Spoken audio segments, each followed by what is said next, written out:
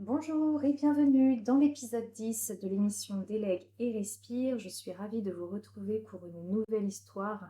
Je suis tombée sur un truc de dingue dont j'avais envie de parler aujourd'hui. Sachez que en 1983, un 26 septembre pour être exact, le monde est peut-être passé à quelques minutes d'une catastrophe. En fait, dans un bunker soviétique, des alarmes se sont mises à retentir de partout.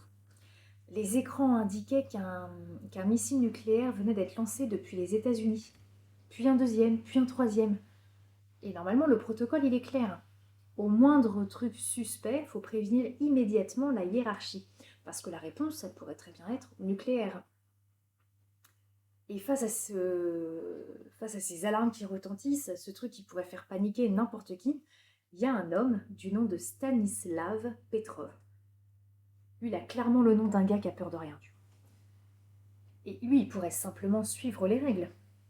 Après tout, les ordinateurs, ils disent qu'une attaque est en cours, donc c'est logique de suivre le protocole à la lettre. Sauf que lui, il y a un truc qui le dérange. Il comprend pas pourquoi il y a seulement quelques missiles qui sont envoyés.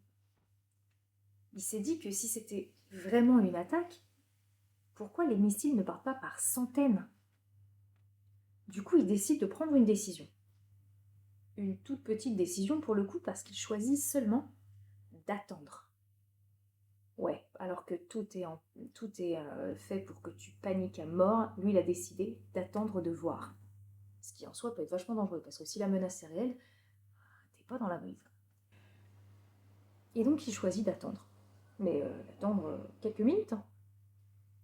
Et bien en fait, ces quelques minutes, elles vont tout changer. Pour la simple et bonne raison que les alarmes s'étaient trompées. C'était même pas une attaque. C'était juste un phénomène atmosphérique, s'il te plaît, mal interprété par les satellites.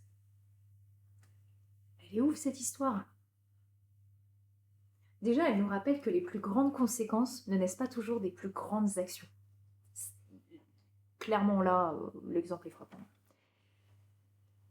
Et parfois d'ailleurs, ça vient d'une décision quasiment invisible. Hein.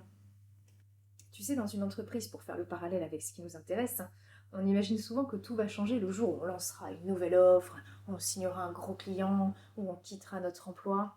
Mais si vous regardez bien autour de vous, les vraies transformations, elles commencent toujours discrètement en fait. C'est un premier message envoyé à un petit prospect dont on se dit que ouais, ça donnera pas grand chose, un premier devis, un petit contenu sur Instagram publié, une première mission acceptée, une première petite tâche déléguée. Et en fait, sur le moment, on se dit ouais, bon, bah, enfin, ce sont des décisions, pardon, je m'exprime très mal parce que je vais pas très vite. Je vais ralentir un petit peu et articuler comme au théâtre. Donc sur le moment, on se dit que ces décisions, elles paraissent complètement insignifiantes. Sauf qu'avec le recul, bah en fait, elles deviennent souvent le point de départ de tout le reste. On surestime énormément les grands changements, les grands bouleversements dans une vie. Et du coup, on sous-estime également les tout petits choix répétés. Sauf qu'une vie, bah, ça change rarement en une journée. Mais une seule journée peut contenir la décision qui changera une vie. Donc n'attendez pas un immense déclic. Cherchez simplement la prochaine petite décision qui vous rapproche de la personne que vous voulez devenir, tout simplement. Bon, aujourd'hui, je ne vais pas vous demander de révolutionner votre activité, hein, ne vous inquiétez pas pour ça. Mais par contre, je vais vous poser une question, comme je fais souvent dans les épisodes, une fois que j'ai terminé d'exprimer une idée comme ça, de faire un petit monologue toute seule avec mon petit micro dans mon ordinateur. Juste une petite question.